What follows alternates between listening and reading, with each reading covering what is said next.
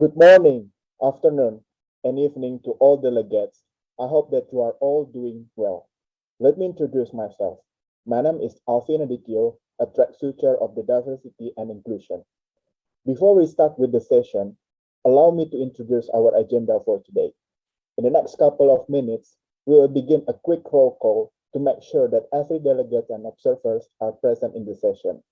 If we reach two-thirds of the total number of the participants, we can move on with our agenda. Otherwise, we will have to wait. After the roll call, I'll do a quick presentation on our diversity and inclusion white paper. Some of you may have acknowledged it, and it's downloadable on our website if you wish to seek for more information. And next, we will have a presentation of the policy proposal by every delegates of the G20 countries and observers, in which each delegate will have to present a summary of their proposal no longer than 3 minutes. I hope that everything is clear. So, without further ado, let's start with our first agenda for today, which is the roll call. I will start calling the delegates based on alphabetical order of the name of the country and followed by the observer after. If you are already present in the room, please unmute yourself and say present. And in this regard, I also need the help from the track officer and also the diversity and inclusion team to keep track of who are already present. The delegation, the representative of Argentina. Present. Okay. The representative from Australia. Present. Representative from Brazil. Present. Okay. Representative from Canada. Present. So the representative from China. Present. The representative from France. Present. The representative for Germany. From Germany. Is he or she already in the room? Okay, maybe she's or he or not yet in the room. So move on. Representative from India. Present. Representative from Indonesia. Present. Okay. From Italy. Present. The representative from Japan. Present. The representative from Mexico. Present. The representative from Russia. The representative from Russia. Is she already in room? Maybe not. So move on. So representative from Saudi Arabia. Present. Representative from South Africa. Present. And we still don't have the representative from South Korea. So moving on. Representative from Turkey. Present. Okay. Representative from United Kingdom. Representative from United Kingdom. I think he is not in the room yet. So moving on. Representative from United States. Present. From the European Union. Present. Okay, so moving on with the observer. Representative from ASEAN. From ASEAN. Present. Okay. From the refugees. From the refugees, I think she's not in the room yet. So moving on. So person with disabilities.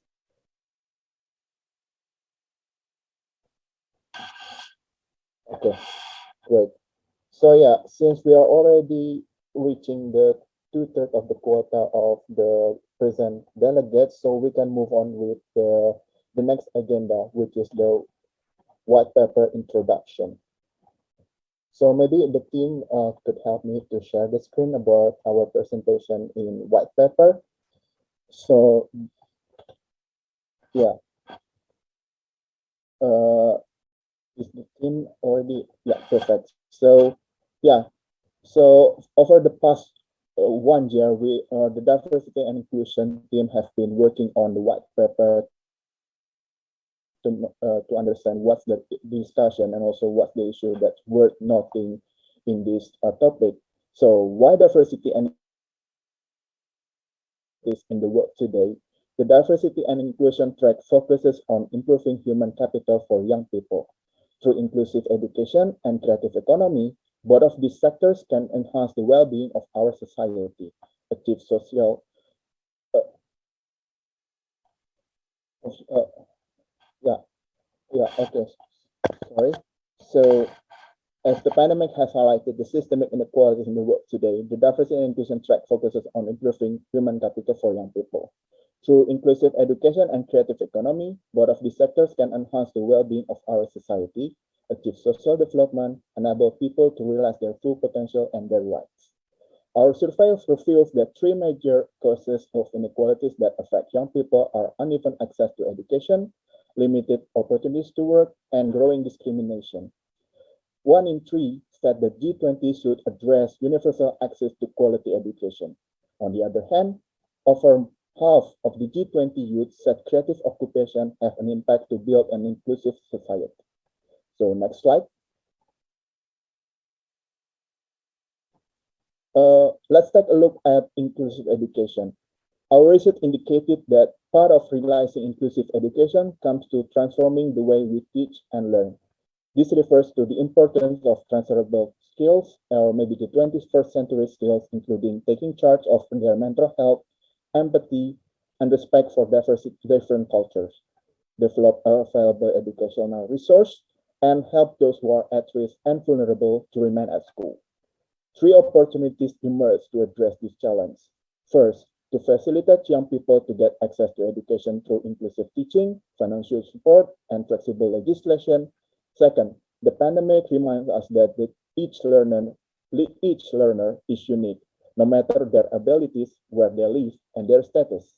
As such, it has highlighted the need to develop resources that can help them thrive in their learning journey. Last but not least, to mainstream decision-making opportunities for young people have become critical to express their concerns and opinions. In fact, our research shows that young people are more likely to become a leader if they know another leader in their network. So next slide, please. So before the pandemic, the creative economy was a growing sector with a contribution up to 10% of the world's GDP by 2030. In addition, the creative economy also fosters inclusive values by introducing local culture, employing young people, and adopting innovative ways of working. However, there are challenges facing young people in the creative economy. First, the pandemic resulted in demand shock across creative and cultural experiences, goods, and services, which threatens businesses whose products are not accessible digitally. Second, as one of the largest sectors employing women, minority groups, and informal workers, their world of work become increasingly precarious. Last but not least, there is a low awareness for young people to pursue creative occupation at school and in their community, which can hamper their freedom of self-expression. In response, strengthening community and creating an ecosystem for collaboration and innovation are key for young people to thrive in creative economy. First, we found that profit is not the biggest driver for young people as creative workers. In fact, a safe space to collaborate can help them to continue their work, whether to preserve a cultural heritage or to express creativity. Second, the ability to qualify for certification and gain skill outside formal institutions can catalyze young people to pursue creative occupation. Third, as a generator of innovation, the creative economy has a high tendency to experiment with new ways of working and rely heavily on intangible assets. As such, a framework that helps young people to keep innovating and experimenting can make our cultural diversity and creative economy flourish. Diversity and inclusion benefit everyone. In view of theme of Indonesia G20 presidency, Recover Stronger, Recover Together, young people's contribution to supporting an inclusive recovery and embracing diversity in our society has never been more urgent and important. Although the pandemic has revealed the flaws of existing system and widen the risk of the divisions, it has presented the G20 community an opportunity and an urgent call for concrete actions, coordinated solutions, and clear framework to tackle inequalities, empower those who are left behind, and enable sustainable growth. So that's all from the diversity and inclusion white paper introduction. And yeah, I hope it gives you a clear idea about what the diversity and inclusion team has been working on. And after that, we are moving on to our main session and also the final session of today, the opening statement of the policy proposal of the diversity and inclusion track. So, as that on the role of procedure after the first pre-summit after the first pre-summit session, the delegates must submit an initial proposal virtually, and the deadline was today at 12 p.m. Jakarta time. And thank you for those who have submitted the policy proposal on time. In this session, each delegate will deliver a 3-minute summary of their policy proposal. And after today's session, the diversity and inclusion team will compile and share the submitted policy proposal as a starting point of draft and communicate. During the diversity and inclusion opening statement, the diversity and inclusion track delegates from all the G20 countries and observers present their statement.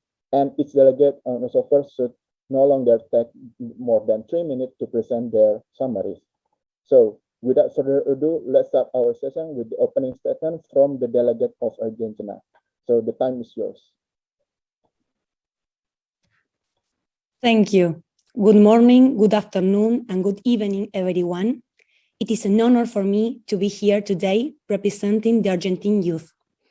I want to begin, first of all, by recalling that respect for human rights is fundamental for our world and for all the lives of each of the people who live in it.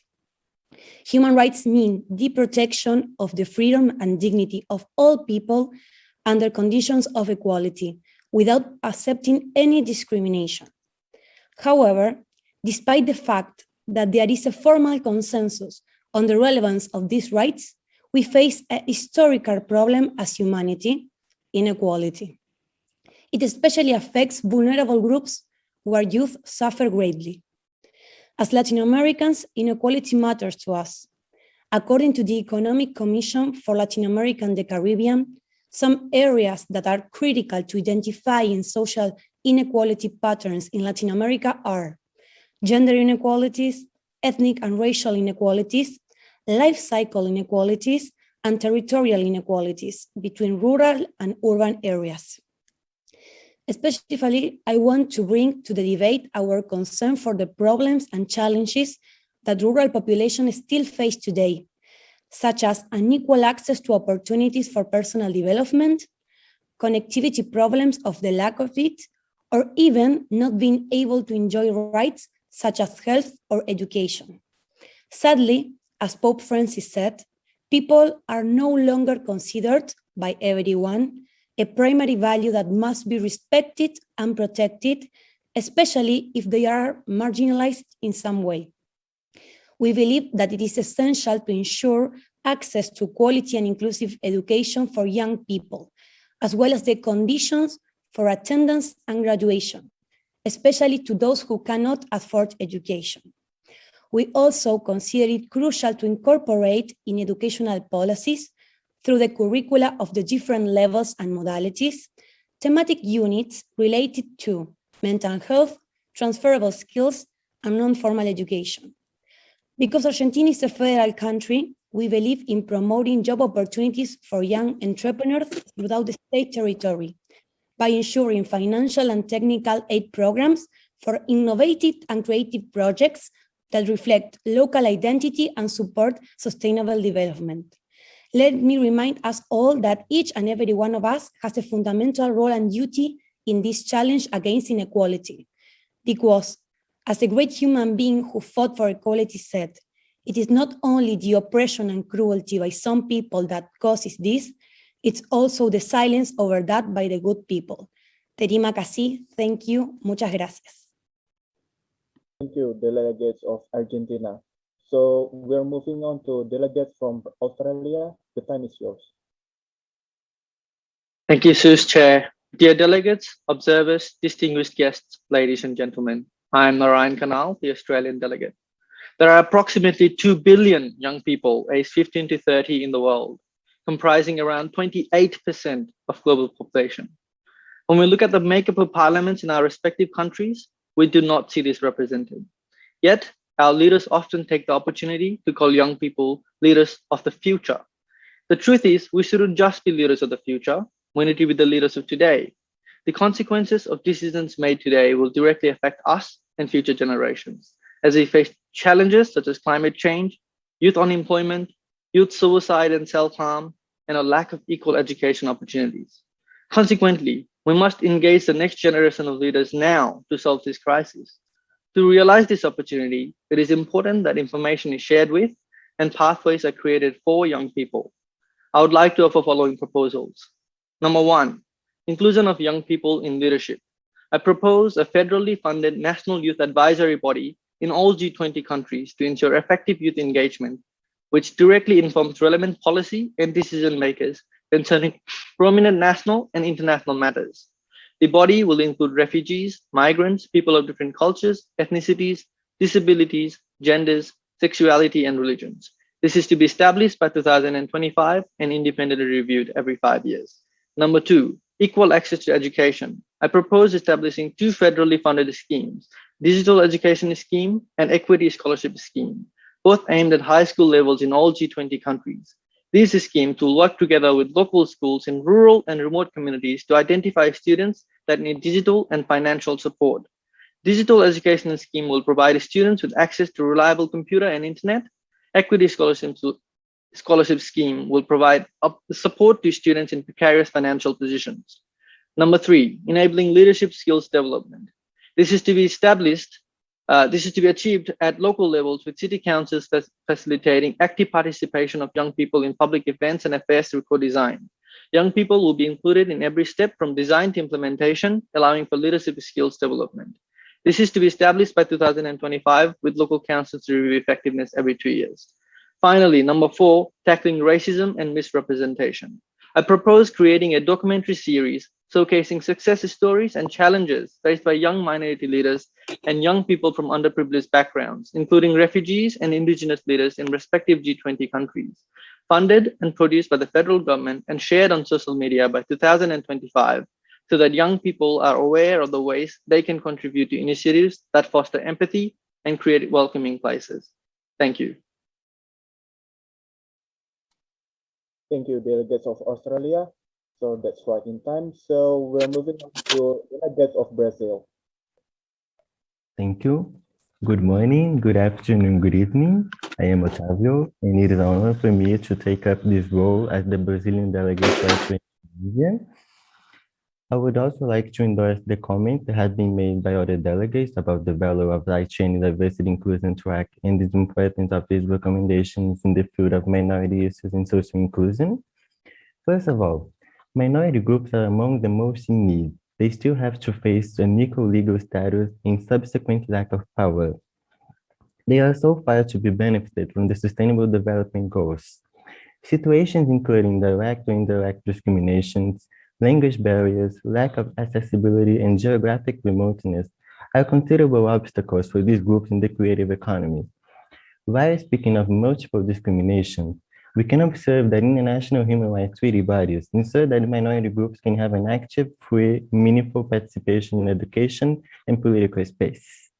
Education remains the key to both economic and political empowerment. Education can stimulate economic growth and increase innovation, productivity, and human capital.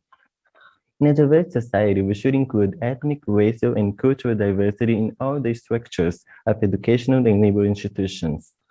The first policy is to insert educational approaches that can provide adequate development for all.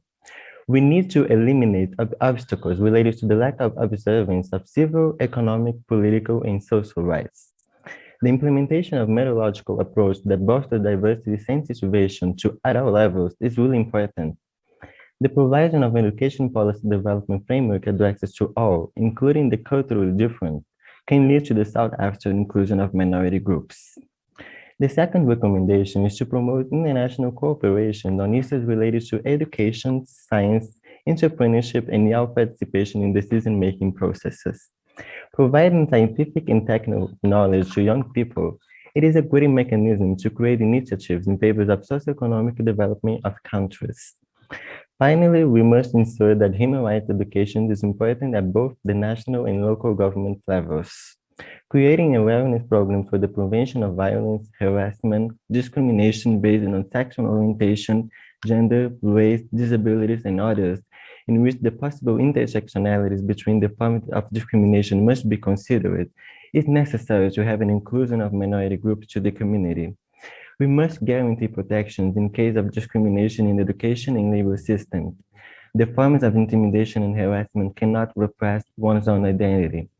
The Y20 Diversity Inclusion Track must be at the heart of this change, showing the benefits of inclusion in education and positive values of equity. Thank you. Thank you, Delegates of Brazil. So I'm inviting Delegates of Canada to present their summary. The floor is yours. Good morning, afternoon, and evening, Honorable Track Chair, delegates, and distinguished guests. My name is Brandon, and I'm the Canadian delegate for the Diversity and Inclusion Track. I'm calling today from London, England, but I'm from Toronto, Canada, located on the traditional territory of the Mississaugas of the Credit, the Anishinaabe, the Chippewa, and the Haudenosaunee, and the Wendat peoples. Thank you once again to the Indonesian Youth Diplomacy for coordinating this pre-summit and the events to follow. The COVID-19 pandemic has precipitated the exacerbation of structural inequalities in the day-to-day lives of young people, from education to housing to healthcare and beyond. Particularly, inequality and lack of inclusion among vulnerable groups, including youth with disabilities, refugees, migrants, Indigenous folks, and youth from other historically disadvantaged groups, has become more salient than ever before. In light of this, the Canadian delegation proposes 3 key policy focuses for this track. The first is alleviating structural barriers preventing young people from pursuing education and other opportunities. Young people, particularly youth with disabilities, migrants, refugees, Indigenous folks, and others from historically disadvantaged groups, face numerous structural barriers. So to ensure more equity in accessing opportunities, we should call for secure housing for all and provide financial supports through both living stipends for students and student loan forgiveness programs. The second policy priority is increasing youth inclusion in both formal and informal decision-making processes at all levels of government. Young people, particularly those from historically disadvantaged groups, have lacked adequate agency in the political process at all levels of government. For this reason, we believe the G20 nations should spearhead community-level, youth-led participatory budgeting programs, implement compensated youth advisory bodies within relevant ministries at the national level, and ensure that all government internships and public sector work schemes are compensated competitively, but also at a livable wage in order to further diversify the talent pipeline of public servants. Third is enhancing the content and delivery of school curriculums. From decolonizing curriculums and implementing justice, equity, diversity, and inclusion training, to promoting work-integrated learning schemes and ensuring better representation of historically disadvantaged groups in them, to increasing awareness and funding for vocational skills training, we believe there are significant opportunities to enhance both the content and delivery of school curriculums to better prepare young people. And with that, I'd like to thank you all for sharing your respective policy ideas today. The Canadian delegation looks forward to working with you all on these very pressing issues. Thank you. Thank you, Delegates of Canada. You still have 30 seconds. Do you like to use it or do you want to pass it to the chairs? I'll pass it. Okay, thank you very much. So I'm inviting the Delegates of China. The time is yours. Thank you, and greetings to dear Y20 Indonesia Committee and fellow delegates. My name is He Hannah Shen, Delegate of China. Echoing this year's Y20 theme and on behalf of the youth of China, I'd like to present the following policies to facilitate recovery through creating more inclusivity through education and build resilience by empowering youth in the creative economy. On the topic of enhancing inclusivity through education, we call on the G20 leaders to first ensure access to quality education for marginalized youth, as specified with the previous delegates, with 3 specific policies. First, fund programs to help students access online education during schools closure. Second, promote the sharing of educational resources online across countries and encourage the sharing of best practices. Third, ensure the accessibility of digital devices for all youth and mandate manufacturers of digital devices and providers of online learning applications to be fully compliant with the WCAG 3.0 AA standards. Next, the G20 states should promote cultural diversity and inclusivity globally. On this regard, we recommend developing online cultural exchange programs to facilitate cross-region communication and strengthening teachers' capacity to use technology for active learning in class and online. The state should also promote inclusivity in curriculum designs with a focus on principles of non-discrimination and tolerance in cultural and political systems. What's more, the G20 states should address specifically COVID-19 related repercussions on youth, such as mental health issues and discontinuation of education. We urge governments to provide adequate resources such as counseling, vocational training, and continuous studies to promote educational continuity and well-being of youth. China has actually launched a number of initiatives on youth mental health, and I'd love to share all of that with you all in further discussions. Moving forward to the second part of my proposal, we believe empowering youth in the creative economy can help build long-term economic resilience. Firstly, it is critical to build a social safety net for and with young creators by ensuring digital content distribution platforms enter fair agreement with young creators, especially around intellectual property and commercial partnerships. We also call on governments to provide basic legal and business trainings programs for young creators to build preparedness and to address cyberbullying and abuse of minors and marginalized groups through legislations and public-private partnerships. The creative economy is a vital vehicle to promote diversity. G20 leaders should consider partnering with digital platforms to provide fair algorithmic recommendations that showcase diversity in cultures, socioeconomic backgrounds, and ethnicities of youth around the world, as well as funding programs that encourage youth to create content around traditional and indigenous cultures. Thank you for listening, and I look forward to working with you all towards our shared aspirations for diversity and inclusion. Thank you, Delegates of China. So we're moving on to the Delegates of France. Good morning, good afternoon, or good evening to you all. My name is Laurelie, and I'm the French Delegate for Diversity and Inclusion. It is my pleasure to be working with you all on these global challenges under the Indonesian presidency for the Y20 2022 session. The recent COVID crisis has only exacerbated the pre-existing inequalities plaguing our societies. From inequalities in vaccine access to increased gender violence, it is more urgent than ever to truly address the systemic and structural prejudices affecting the lives of those who have been historically marginalized. All future commitments depend vitally on equity at all levels, within regions, within countries, and through cooperation between the global North and the global South, to ensure that all, regardless of their country of origin, their income level, their social class, their ethnicity, gender, or sexual orientation are treated equally, fairly, and given a voice at the decisional level. Our first priority is accessible healthcare for all, by calling to waive vaccine patents for ingredients, processes, and diagnostic technologies, starting with COVID-19, to work towards global vaccine equity.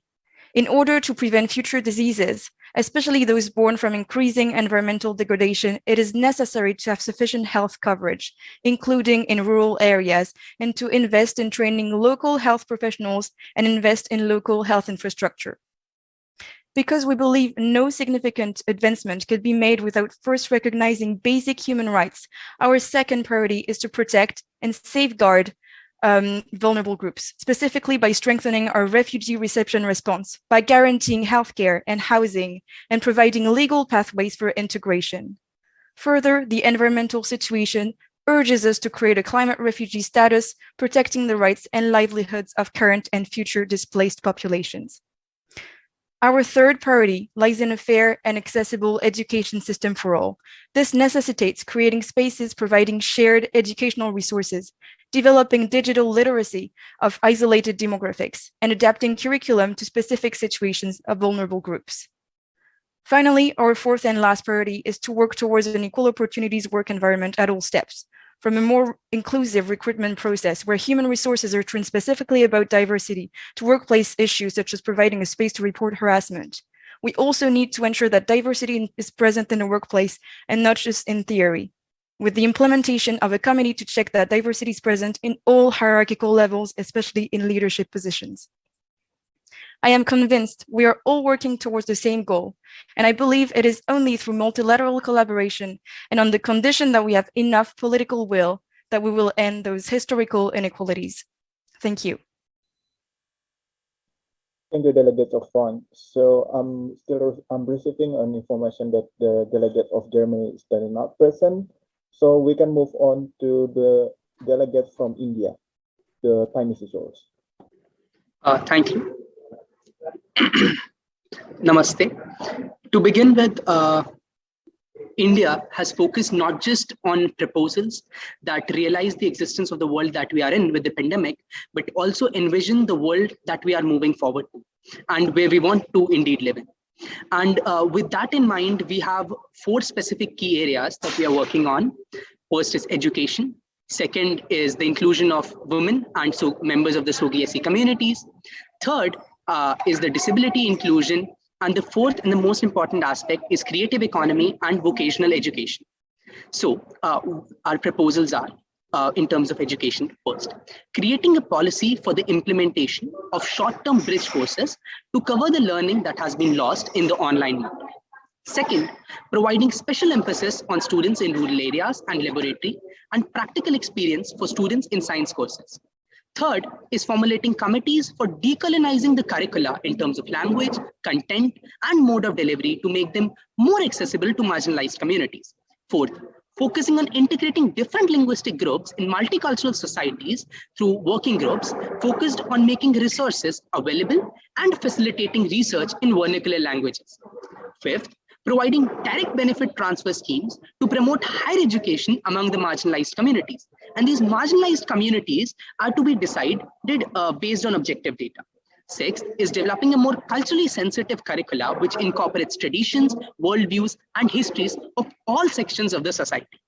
In terms of female and SOGI-SE community inclusion, we have 4 specific recommendations. One is running awareness campaigns and affirmative action schemes for members of the SOGI-SE community to increase their acceptance within the society. Second is ensuring legally mandated hygienic sanitation facilities in educational institutions and workspaces.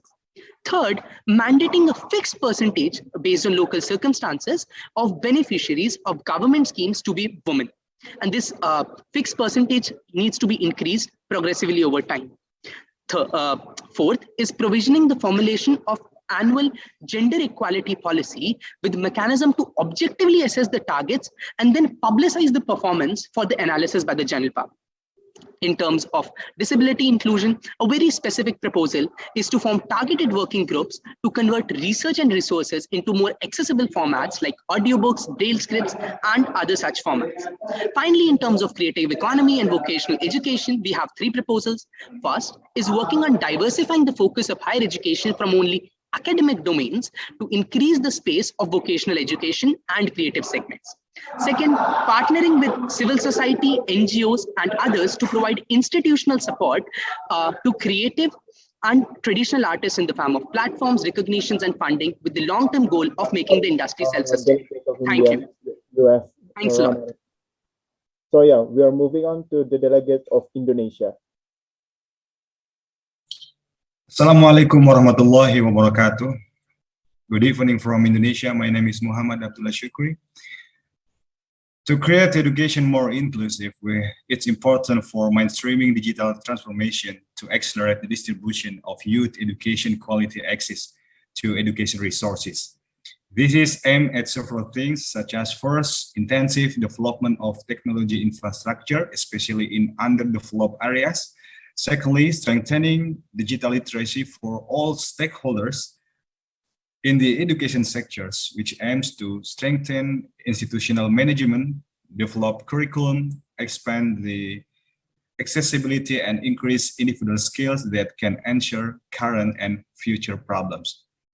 The third one is producing digital education content that raises youth awareness of the importance of insight into diversity and inclusion in the education sector. To achieve that, several things must be done, such as expanding global collaboration to strengthen the process of knowledge and transfer experience to grassroots levels.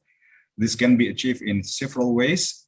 First, the assistance of education institution, either by exchanging expert or material assistance as a form of strengthening the institution to the lower level. Second, implementing the pentaholic concept.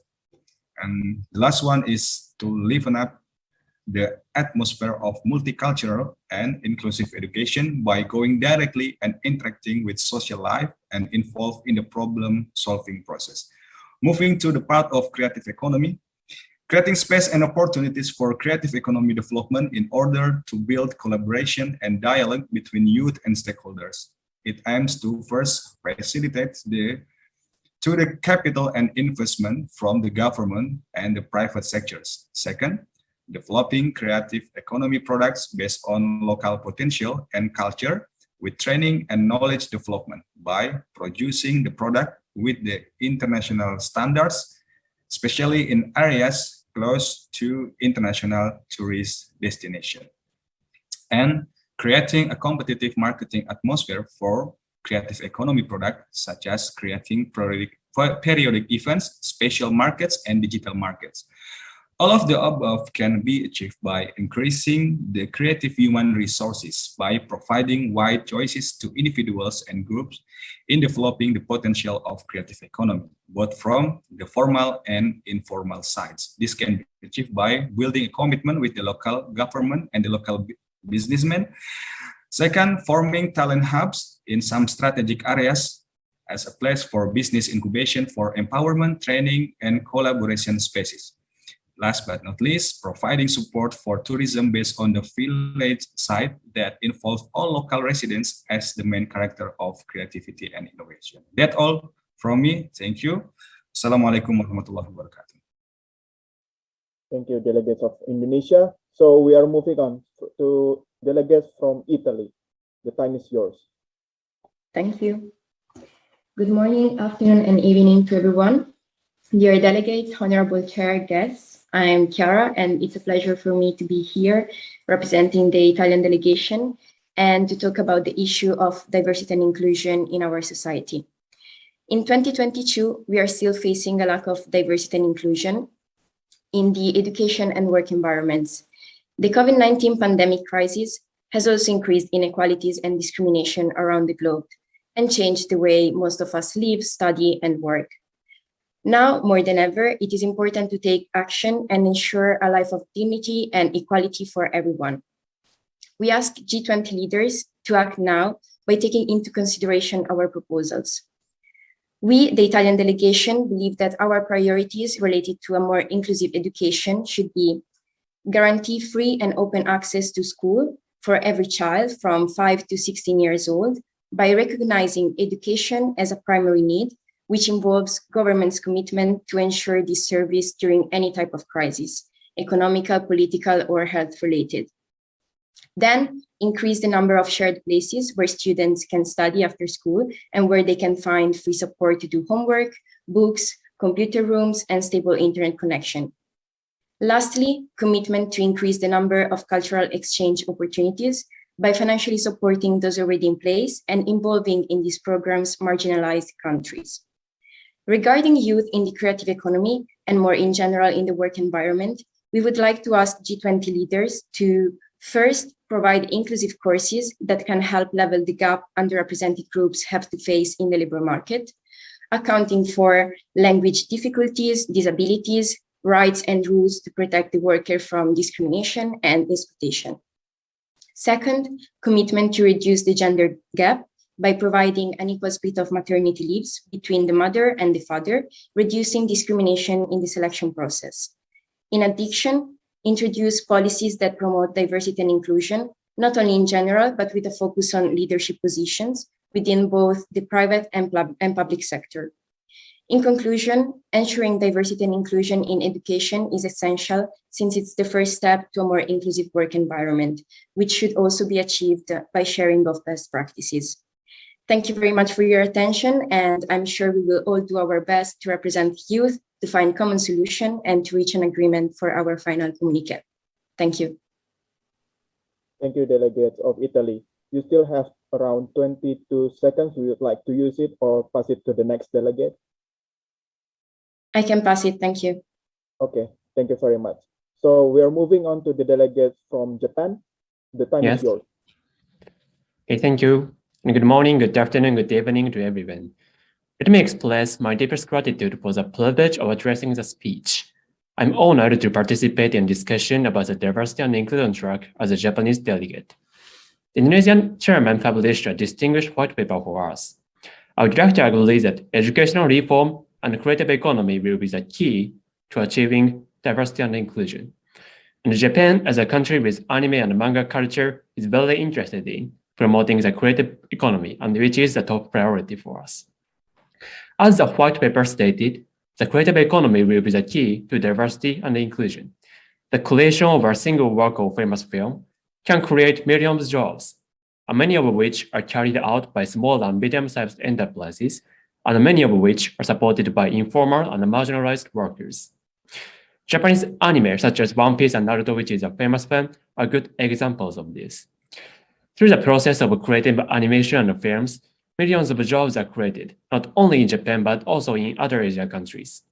And that will vitalize the whole industry and create an ecosystem and support and nourish new young creative workers. But the industry is facing a difficulty in the pandemic. The reason is that more and more people are enjoying piracy content in the digital internet. And more people are consuming films and dramas, comic books and animes, arts and books for free, although it is illegal. During the pandemic, the amount of illegal content on the internet has risen, and the number of people who use them has increased. If these illegal uploads are not regulated, the entire creative industry will lose its power. And if these piracy contents are increased worldwide, creators will be discouraged. And if we allow this to keep happening, the creative industry will cease to exist in the digital society. Of course, these are problems for every country. The US is also suffering from illegal movies streaming. The EU is suffering from illegal sports live streaming content.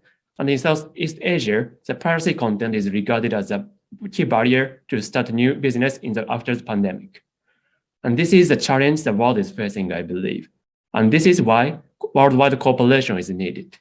First, G20 countries should work together to detect the criminals working across the world who publish its illegal content on the internet. And second, G20 countries should work together to regulate platform companies to regulate the illegal content. And third, each country should declare its commitment to an educational campaign to regulate piracy content to protect the creative economy industry. And thank you. And terima kasih. And I'm looking forward to working with you about this issue. Thank you, delegates of Japan. Now we're moving on to delegates of Mexico. The time is yours. Honorable Chair, thank you very much. Buenos días, buenas tardes, and buenas noches. Good morning, good afternoon, and good evening. I'm Marco Antonio Garcia Mendez, and I have the honor of being the Mexican delegate at the Diversity and Inclusion track. The COVID-19 pandemic has brought about challenges for civil societies, governments, and the international community as a whole. Notwithstanding, youth has been disproportionately affected. Educational, professional, and emotional development opportunities have been abruptly interrupted, leading to a key knowledge gap. Although challenges brought about in the past couple of years have resulted in enormous difficulties for everyone, it has also presented a unique opportunity to recovering for the better. The significant social, political, and economic dislocations experienced in recent memory must strive to be more than just sour memories. They must lead to a new social configuration that challenge the current status quo. More specifically, through education and employment, youth's post-pandemic recovery can be more diverse and egalitarian. First, economic growth amongst nations is uneven, and this can partly be explained by uneven access to new emerging technologies applied to the production of goods and services and gender biases. New requirements for full participation in education, physical and digital, have emerged, and a structural and financial architecture needs to be built for digital infrastructure to support youth education. Moreover, an anxious new labor force means a delay in the economic and educational recovery of countries. The G20 should recognize and safeguard the youth's mental well-being as a critical factor in the recovery of a post-pandemic world. Alongside comprehensive economic and social packages, policies should aim to the psychosocial aspects of society, implement public sports programs, recognize the importance of mental health, and ensure support in school settings. We also need to encourage a reflected educational framework. Society goals and needs should be considered when driving educational change. A refracted framework provides an innovative basis to conceptualize the economy, given its economic and educational segmentation and recognition of each profession's fluid characteristics. Finally, I recognize that people who identify as having a disability have been neglected in the diversity and inclusivity discourse. We need to ensure that health and social care services enable disabled people to live with choice and control. We need to bring forward legislation to remove historic barriers to participation in public life to achieve this. Moreover, the G20 should promote microeconomic policies and practices in compliance with the development of youth and youth with disabilities, including government revenue and expenditure, development assistance, debt and deficit financing, monetary policy, and financial regulation. We must ensure that all G20 member states invest in effective, appropriate, and consistent policies and programs to achieve gender equality, women's human rights, women's empowerment, and the protection of the LGBTQ+ community, indigenous groups, and migrants. Together, I'm confident that we can strive to reach a fair, more just, more equitable society. Gracias. Thank you very much. Thank you, Delegate of Mexico. Is the delegate from Russia is present in the room? Is the delegate from Russia already in the room?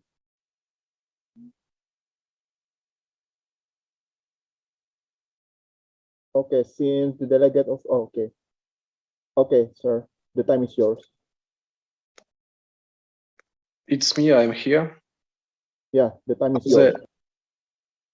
Sorry? The time is yours. Dear colleagues, dear ladies and gentlemen, здравствуйте, уважаемые коллеги. My name is Sergey Zolotov. I am from Russia. If we speak about inclusion and diversity, we should mostly of all speak about the economical inclusion and diversity. Thus, young people are mostly economically vulnerable group. They are suffered from lack of money, and they are suffered from the problems with the access to the education. The solution here will be the universal basic income. Universal basic income is a periodic cash payment unconditionally delivered by the government to all on individual basis without mean test or work requirement. Basic income would help to close the gap between different financial opportunities for studying of well-off and poor students. When we speak about digitalization, we mean that the digitalization is differ on the core and the periphery of digital economics. In the periphery, students have some problems with the access to the internet, and it would be the best solution to help in digital infrastructure provision directly from partner university and core of digitalization to partner university in the periphery of digital economics. And also the development of digitalization needs much free time for scientific research than before. Young people are suffered from overworking. They have not enough time for their creativity. Are they okay? For their creativity improvement. Thus, 6 hours working day with skipping wages will be the best solution. Youth will have an opportunity for creative development and free time. And we also should speak about the role of labor unions. It will be good to promote the labor union activity directed to the youth workers' inclusion and protection on a free basis. Thank you very much. Goodbye. Thank you, Delegate of Russia. You still have around 22 seconds. Would you like to use it or pass it to the other delegate? I would like to provide my seconds to the other delegates. Thank you. Okay. Thank you very much, Delegate of Russia. So we are moving on to the delegate of Saudi Arabia. The time is yours. Dear Indonesian Organizing Committee, fellow delegates, Assalamu alaikum. Peace be upon you all. My name is Yusur and I'm representing Saudi Arabia. I would like to open my statement by quoting an ayah in Arabic on diversity and inclusion. وَجَعَلْنَاكُمْ شُعُوبًا وَقَبَائِلَ لِتَعَارَفُوا إِنَّ أَكْرَمَكُمْ عِنْدَ اللَّهِ أَتْقَاكُمْ. Translating to, we are all created differently to unite and collaborate, and the most generous among us all is the most embracing of the different other. Our world is undergoing rapid changes, resulting in widening pre-existing inequalities and disproportionately affecting vulnerable groups the most. We, the Saudi delegation, and on behalf of the youth of Saudi Arabia, believe that in order to tackle today's inequalities effectively, we must consider both the post-COVID-19 emerging inequalities and the ongoing pre-existing inequalities. Most of these inequalities stem from ignorance and lack of knowledge, making education a priority. As students return to classrooms, some are catching up on unfinished learning, but others are falling further behind, widening pre-pandemic gaps. If we were considering equal access to STEM education before, today we must consider equal access to non-traditional academic support for students in traditional learning environments to make up for their unfinished learning, especially those who are marginalized. It is important to build a youth-centered ecosystem by developing evidence-based, inclusive monitoring tools to measure non-financial inclusion and address digital bias and algorithmic discrimination and resolve the digital language divide. All of this while encouraging the representation of vulnerable groups in decision-making and leadership roles, ensuring full social inclusion of people with disabilities across all channels, and addressing deep-rooted systematic inequalities, and prioritizing initiatives that prevent violent extremism, promote diversity, equity, and equal rights, especially for vulnerable groups. With all of that being said, I believe we are all aware of the great challenges we face today in inclusion and diversity. But we also have great opportunities, and with collaboration, empathy, and commitment, we have a chance of making our world a better place for everyone. Thank you. Thank you, delegates of Saudi Arabia. So we are moving on to delegate of South Africa. The time is yours. Good morning, good afternoon, and good evening, Honorable Track Chair, distinguished delegates and observers. My name is the South African.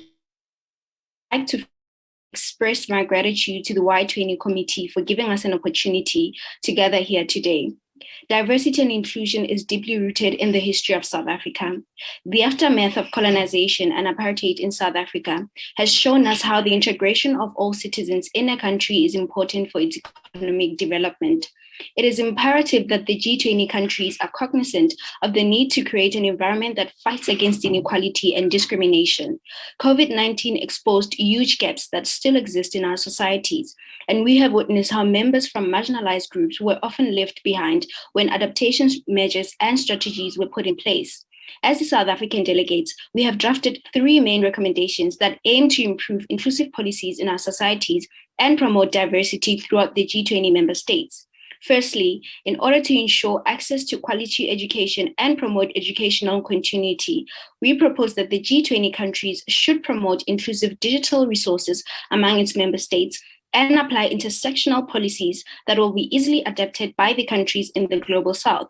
Furthermore, the G20 countries should prioritize policies that promote the distribution of digital resources among students from economically marginalized groups. And secondly, in order to help the youth contribute to the economic development of the member states, the government should allocate funding to small and medium-sized enterprises owned by young people. A large percentage of this funding should be allocated to the informal sector because this is where most young people are concentrated. This will ensure that there is poverty alleviation and job creation. Workshops and entrepreneurial outreach programs should be provided to young people with the aim of promoting skills development in the business sector.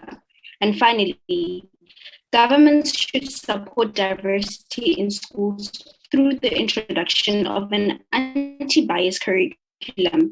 This will assist the G20 countries to eliminate discrimination and promote respect among young people through the recognition of identity spaces that will bring cultural and racial diversity awareness among the youth of the G20 countries. These spaces can be promoted using channels such as civil society organizations and activists that advocate for diversity and inclusion in various communities. I look forward to working with my fellow delegates and welcome their feedback. Thank you. Thank you, delegates of South Africa. You still have around 25 seconds. Would you like to use it or pass it to the next delegate? I'd like to pass it on. Great. Thank you very much. And since I believe we don't have here the delegates from South Korea, so we can moving on to the delegates from Turkey. So the delegates of Turkey, the time is yours. Thank you. Hi, everyone. My name is Julia, and I'm the Turkish delegate for the Diversity and Inclusion track. I would like to first say thank you to the Indonesian Youth Diplomacy and the organizing committee for coordinating the summit. The COVID-19 pandemic has not only disrupted the education and the creative economy for the youth, but also increased the access gap between the well-off and the underrepresented, marginalized, and vulnerable that has already been widening due to various global refugee crises. In 2020, due to the COVID-19 pandemic, the education of approximately 1.5 billion students in 188 countries was interrupted. Our delegation would like to present the following key areas and potential policy points to address diversity inclusion across the G20 countries. First policy focus we would like to introduce would be to close the gap in access to education through financial support, more accommodating evaluation methods, and increased access to resources aimed at the marginalized and the underrepresented population. Second, we would like to support the creative economy and increase access to innovation by democratizing access to digital literacy and subsidizing informal creative workers. Whether that is through investing in public libraries with fully equipped digital resources, especially in rural regions, or creating stability for informal creative workers by expanding creative grants, healthcare benefits, and enabling bureaucratic ease to allow people to work informally. Finally, we would like to propose expanding the content of the educational curriculum and promote alternative post-secondary education forms to cultivate increased tolerance for diversity, integration, and increase labor force participation for the underrepresented. This could be done through increased funding for region-specific vocational schools, targeting marginalized groups, predominantly in rural areas, as well as expansion of the educational curriculum to include multicultural classes for all students customized for each country's distinct population of refugees and migrants.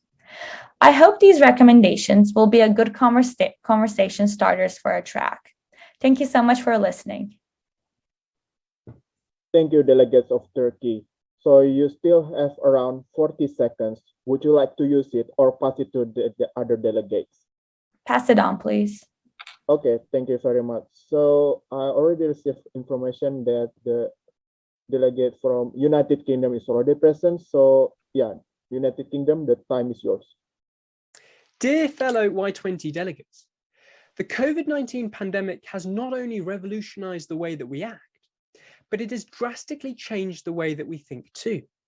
And this conference marks a fantastic opportunity for us to come together and chart the course towards a more equal, inclusive, and useful educational framework. An educational framework where inequalities are not exacerbated but remedied, and a framework which will allow our youth to thrive and optimize their potential, not just merely survive. Therefore, as the UK, our focus will be centered around three key policy areas, namely remedying the digital divide, improving the accessibility of soft skills training for all, and introducing this concept of security that will enhance our understanding of diversity and inclusion. Firstly, the variance in young people's access to devices, internet connection, and levels of digital literacy will continue to exacerbate educational inequality after the pandemic. Therefore, we urge G20 nations to increase their funding for students, especially from lower socioeconomic backgrounds, to acquire digital devices, get digital literacy workshop training, and also to ensure that their country has universal internet coverage. Secondly, we all know the importance of soft skills such as public speaking, confidence, and interview practice. Yet for something that is so valuable, these skills are often not covered in substantive detail in school, if at all. And in addition, many students have lost out to naturally developing their soft skills owing to limited social interaction over the COVID pandemic. Therefore, we recommend that G20 nations supplement the gap in many students' development by developing a comprehensive soft skills training program and integrate this into the national curricula. Thirdly, we recommend that institutions go beyond adopting diversity and inclusion policies and look at security. You see, whilst diversity involves representation from various backgrounds, and inclusion means that everyone is well integrated, security will ensure that everyone feels comfortable to constructively criticize and advise people regardless of their level of seniority. If there is one group who can achieve these aims around diversity, inclusion, and educational reform, it is us, the youth. With our unparalleled sense of passion and exclusively innovative outlook, we have the armory to solve these issues. So I look forward to working with you over the coming weeks and months to enact this positive change. Thank you, delegates of United Kingdom. So we are moving on to the delegate from United States. The time is yours. Hello, and peace be with you all, fellow delegates and honorable summit organizers. My name is Ana Mariel Campuzano, and I am the Diversity and Inclusion Delegate for the United States of America. In this existing period, any nation that is not embracing diversity is openly admitting to being intentionally flawed. Pablo Picasso once said, "The meaning of life is to find your gift, and the purpose of life is to give it away." My proposal for diversity and inclusion in America is comprised of economic investments elements that aim at strengthening the future of our greatly diverse society by the means of representation. Insofar, women and persons with disabilities and the three major racial and ethnic groups, Black, Hispanics, and American Indians or Alaskan Natives, are underrepresented institutionally in government and in the workforce of the American people. These vulnerable communities are prone to be victims of natural disasters, homelessness, and negative effects of pandemics such as COVID-19. The initial framework of enhancing inclusivity in America must highlight the following areas as significant for this changing world. 1, persons with disabilities are to be given the option between working from home or accommodation within the capacity of their work. One way to further this idea is for corporations and the state to invest on the youth that study ergonomics, therefore designs are ideal to support the comfort of persons with disabilities. 2, as women make up about half of the American population, the workforce must remove the gender demographics question from the initial application processes, thus decreasing the effect that sex has when choosing a potential candidate. The workforce must be designed to support the mental health of both women and men, creating a balance for performance. 3, people of color and of lower socioeconomic status should be accounted for and recognized through their unique struggle within the society. A way forward includes economically uplifting the living circumstances of minorities and creating an equitable environment. Those that are supported economically would work directly to improve their communities, generating jobs and businesses and enhancing the pursuance of education. Making a primordial effort to include Native Americans in the flow of governmental structure, investigation toward the actual necessities and wishes of our protected communities, and working alongside with the youth means giving powers to those who understand, such as Juana Rose, a Native American model and activist. The ability of our youth to create an inclusive community is admirable to the extent that many are willing to build up the change they'd like to see. This sort of dynamic is what drives innovation and unique ideas that are adopted at both the domestic and international level. It is necessary that our Congress begin shifting the dynamics of legislature towards the inclusion of youth at a very large sect that constitute the US demographics.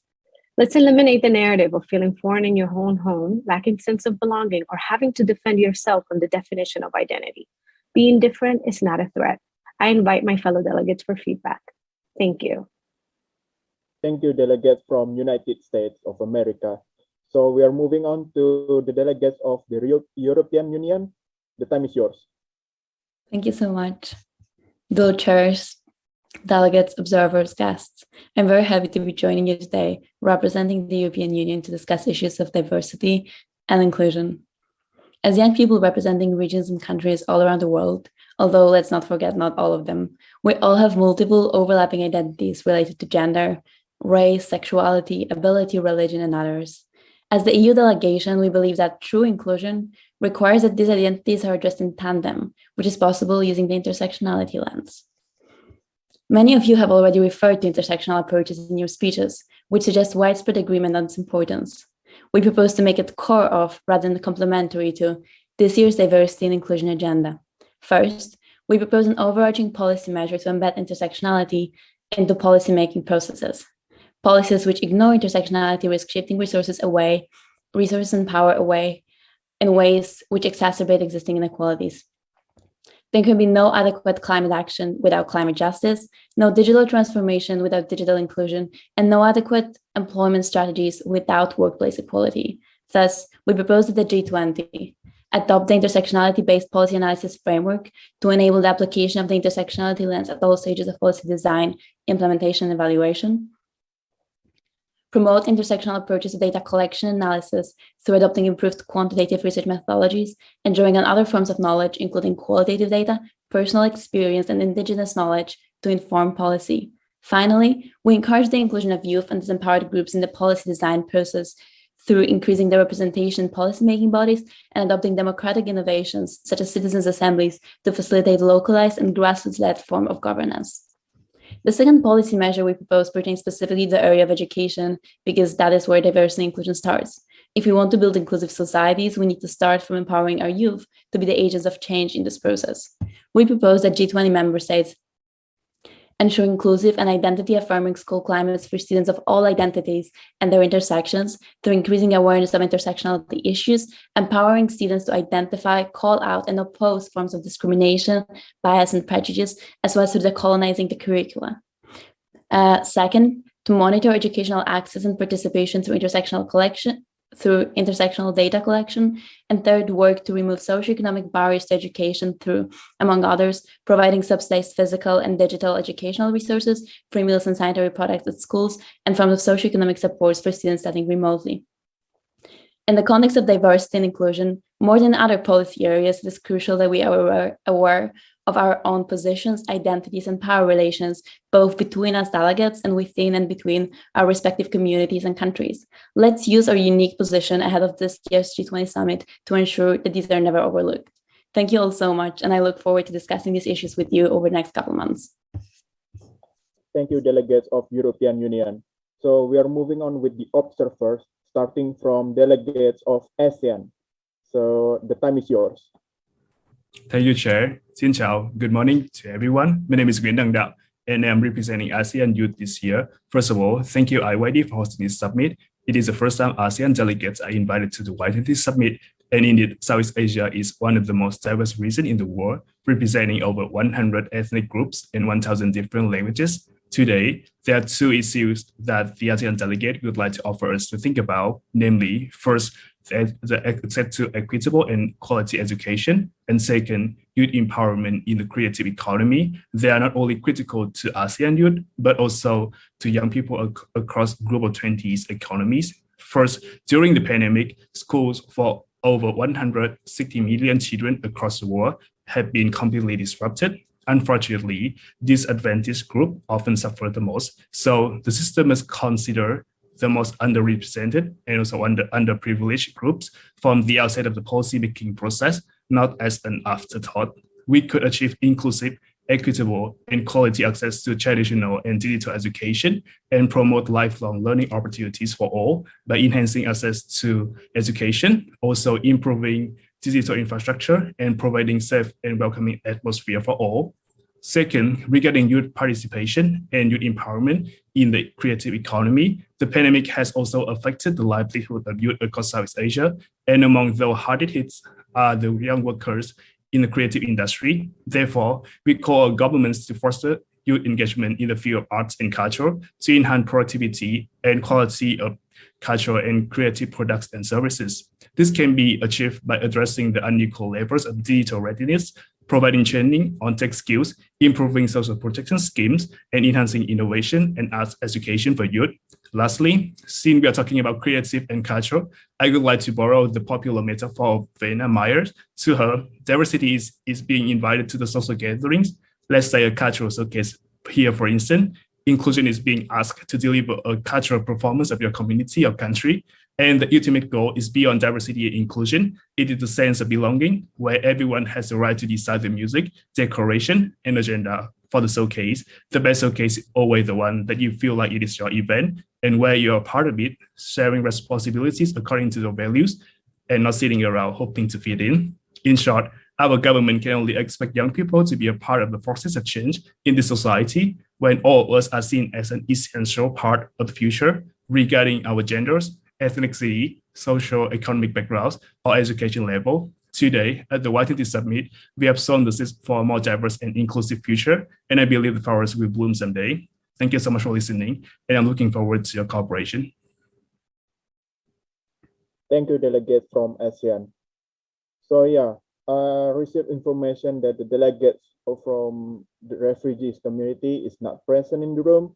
So we're moving on with the delegates from the person with disabilities communities. And in this case, I would like to also invite the sign language interpreter to help the delegates in conveying her personal policy brief or maybe policy statement. So yeah, the delegates from the person with disabilities community, the time is yours. Hello, everyone. Let me introduce myself. My name is Nisi, and this is my name sign. I'm the representative of person with disabilities. Thank you for this opportunity. And if we talk about the group of minority, we also know it's a matter of culture, language, and in any other cases. And I would like to give you my perspective as I am a person with disability. Here, we know that a group of minority group tend to be excluded from the majority, including the person with disability. And nowadays, people in majority have more awareness about person with disability, but the number is a limit. So if we want to encourage people to know more about disabilities, so we should be included in any other situation. And then in majority, we'll understand the role of people with disabilities.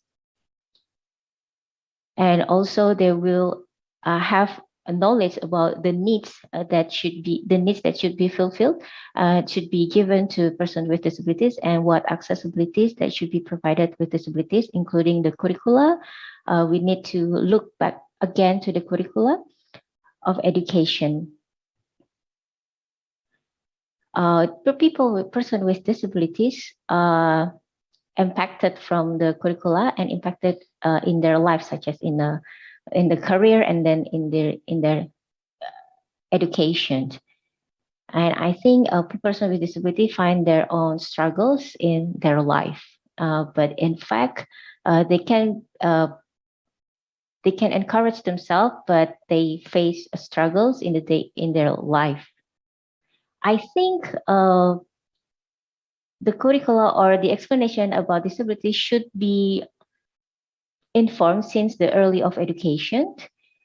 And then school should be the safe place for them to have more knowledge and to be intelligent just like the others. But during the pandemic of COVID-19, we know that there are the improvement of technology, and I think we should thank to the technology because it gives opportunity for person with disability to be involved, just like we provide sign language interpreter here with the accessible size for us. And also we need to think about the health as well.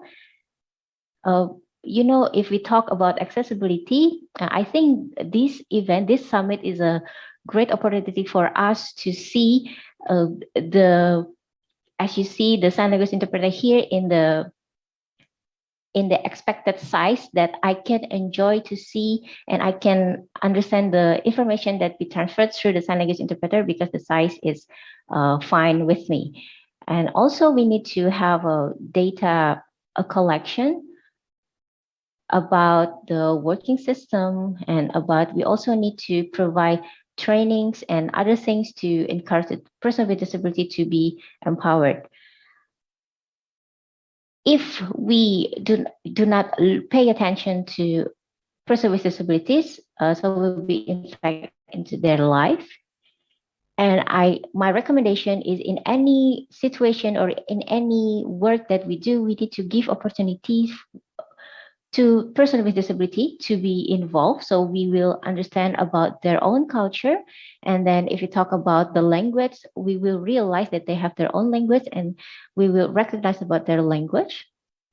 And I recommend that they should be fully involved. And also what's important is, we don't exclude them again in the near future, and I hope they will be fully accepted and involved, and all the countries will not neglect person with disability. We need to change with the system. We need to advocate the government and other parts. So I think that's all from me. Thank you very much. Thank you very much, Delegate. And by that's actually our last delegate to present the opening statement and also policy brief. And there are several information that I would like to deliver before we are ending our session today. The first information that I would like to say is all delegates and observers need to attend the first on-record session on the 24th of April. So it will be next month. So, and also the second one it's for the publication purposes. So I would like to invite all delegates and observers to turn on their camera, and maybe anyone from the IYD team or maybe Y20 team would like to take the picture, and also on your cue.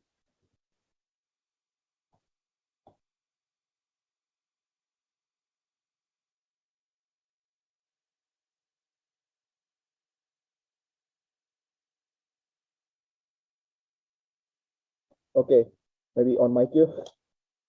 So 1, 2, 3.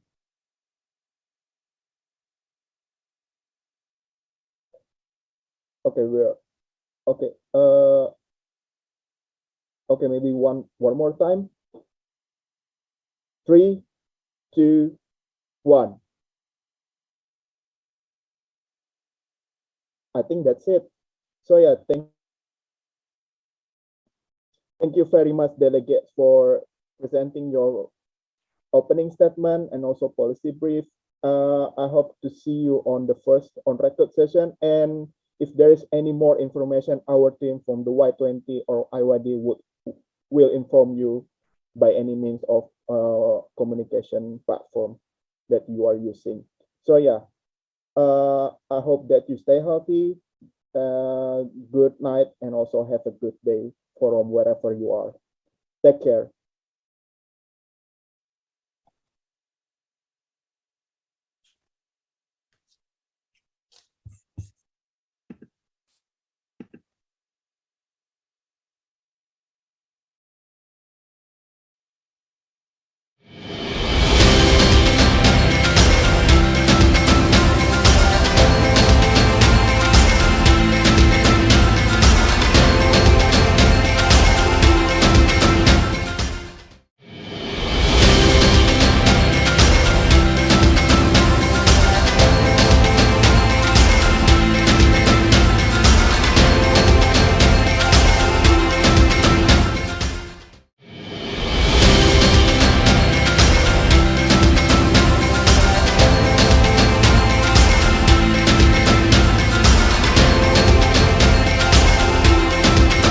Recording stopped.